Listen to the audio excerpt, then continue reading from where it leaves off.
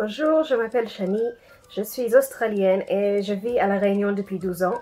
Et comment me décrire? J'ai beaucoup de mal à décrire ce que je fais professionnellement parce que j'ai tendance à être dans plusieurs projets en même temps. Mais en gros, je suis attirée par tout ce qui touche à l'éducation, à la permaculture, aux problèmes de société, tout ce qui touche aux enfants, à l'alimentation, etc. Donc je suis la fondatrice de plusieurs projets. Je suis entrepreneuse, je suis enseignante, éducatrice, enfin plein de choses comme ça. Et depuis quelques années, j'accompagne mes deux enfants qui vivent sans école.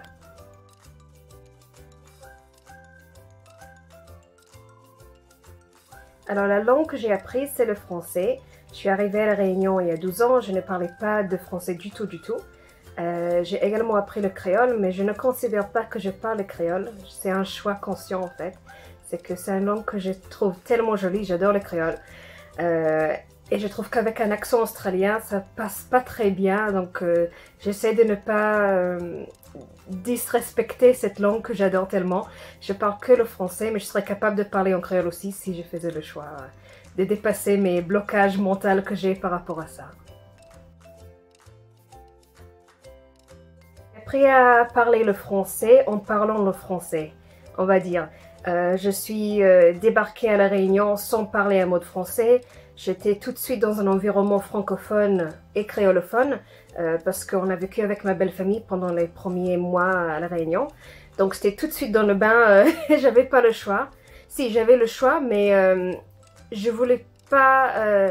c'était trop difficile en fait de rester dans un environnement francophone, de ne pas pouvoir participer, de ne pas pouvoir faire des blagues, de ne pas pouvoir faire partie des conversations. Donc vraiment c'était le meilleur expérience, enfin c'était le meilleur pire expérience de ma vie puisque c'était hyper difficile, c'était très stressant. Je suis passée par beaucoup de pleurs. Voilà, il y avait cette sensation de ne pas faire partie du groupe, de ne pas être comprise, de ne pas comprendre ce que l'autre dit, de penser qu'on comprend mais en fait on comprend pas et qu'on a dit des bêtises, etc. Mais c'était vraiment une expérience qui m'a poussée à apprendre le français très rapidement. Donc la première expérience c'était vivre avec ma belle famille et le deuxième c'était j'avais besoin de passer le code de la route en France. Et ça, je sais que le premier jour de le code de la route, voilà à quel point mon français était vraiment très nul. Le premier question qu'il y avait, question test, c'était une image d'un camion. Et il y avait les réponses, c'était « Je suis le camion »,« Oui »,« Non »,« Autre », etc.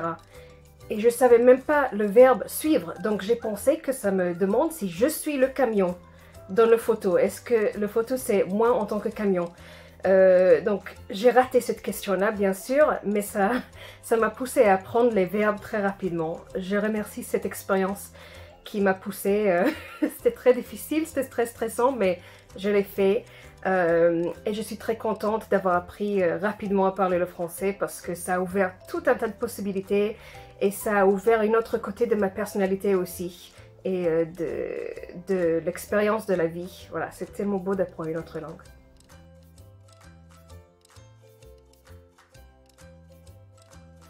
Alors, mes souvenirs de l'apprentissage de français, on va dire que l'apprentissage de français s'est mélangé beaucoup avec le créole parce que forcément, quand on arrive dans cet environnement, on ne sait pas quelle est la différence entre les deux langues. Quand on l'entend pour la première fois, ça paraît tellement similaire, avec tellement de mots qui sont pareils. Donc, j'ai beaucoup mélangé au tout début. Une de mes souvenirs, c'est débarquer à la préfecture pour demander j'avais ma récépissé de carte de séjour. Et je suis arrivée là-bas à l'accueil de l'immigration. Et je dis bonjour, je veux voir un book pour mon dossier parce que je savais même pas le mot monsieur à ce point-là. Je vivais avec ma belle famille et voilà, c'est le mot que j'ai retenu pour dire monsieur. Une autre souvenir que j'ai, maintenant ça fait rire, mais à l'époque c'était vraiment humiliant. Mon tout premier lettre de motivation que j'ai écrit pour un boulot, que j'ai postulé pour un boulot, et j'avais vu qu'en France on met des formules de politesse qui n'existent pas en anglais. Pas de façon pareille. Et donc, j'ai pensé dans ma tête que c'est quelque chose, j'ai écrit mon truc et je demande à mon mari de venir jeter un œil avant que j'envoie le lettre. Heureusement, parce que j'avais écrit mes salutations indignées. Donc je ne sais pas s'il a sauvegardé cette lettre, mais maintenant 10 ans plus tard, ça fait très rire. À l'époque, je me suis dit, je ne vais jamais apprendre cette langue, c'est tellement compliqué, c'est tellement plus formel en fait, parce qu'en plus je suis australienne, l'anglais en Australie est très informel, il y a peu de hiérarchie, il n'y a pas de formules de politesse comme ici, on est tous égaux, voilà, dans notre façon de parler, donc c'était un grand changement. Ce que je me souviens aussi de l'apprentissage de français, c'est des plateaux ou bien des moments où on a l'impression de reculer. Donc il y a des moments où on se réveille un jour, on a appris 50 nouveaux mots, on est tout prêt à utiliser tous nos nouveaux mots, et puis la semaine après, on ouvre la bouche, il n'y a rien qui sort. Ou bien, il y a des phrases qui sont tous mélangées, on mélange plein de langues différentes, on est toutes confus, personne ne comprend. Ou bien on a une super blague à raconter et ça foire et tout le monde nous regarde comme si on est fou. Donc voilà, mes souvenirs c'est beaucoup de joie et de contentement d'apprendre des nouveaux mots, des nouvelles phrases.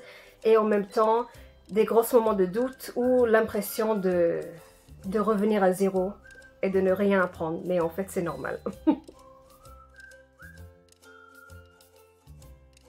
Des idées pour apprendre une nouvelle langue. Ben, j'en ai plein parce que c'est mon métier. Et puis, c'est mon vécu aussi. Et j'élève aussi 2 enfants qui sont parfaitement bilingues. Donc, c'est quelque chose que je vis de tous les jours. Je dirais que pour moi, il faut vraiment tomber amoureux avec une langue pour l'apprendre de façon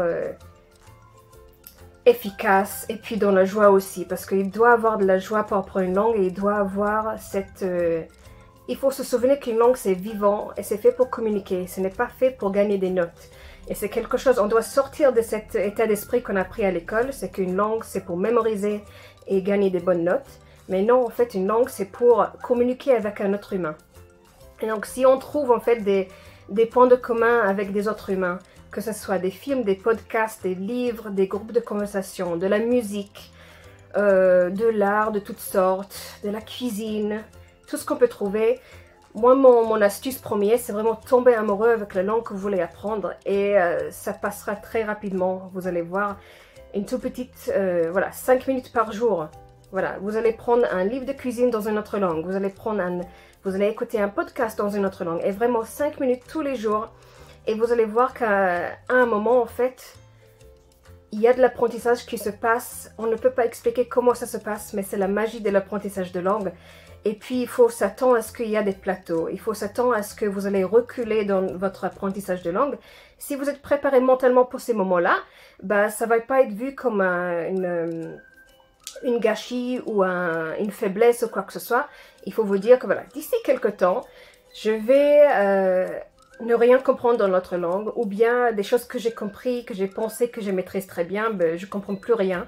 Donc si vous vous préparez mentalement pour ces moments-là, et peut-être utiliser ces plateaux juste pour écouter de la musique dans notre langue, juste pour le plaisir, et ne pas vous pousser pour tout le temps gagner des connaissances, parce qu'en fait, l'apprentissage de langue dans une école ou dans un milieu professionnel, c'est vraiment basé sur des résultats, sur une chose très cartésien.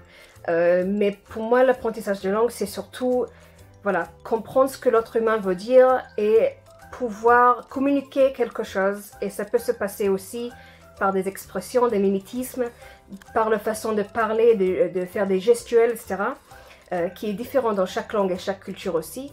Donc, ne pas focaliser sur le vocabulaire, sur le grammaire, mais juste le plaisir et la magie de la langue. Et vous allez voir que ça se passe très très bien.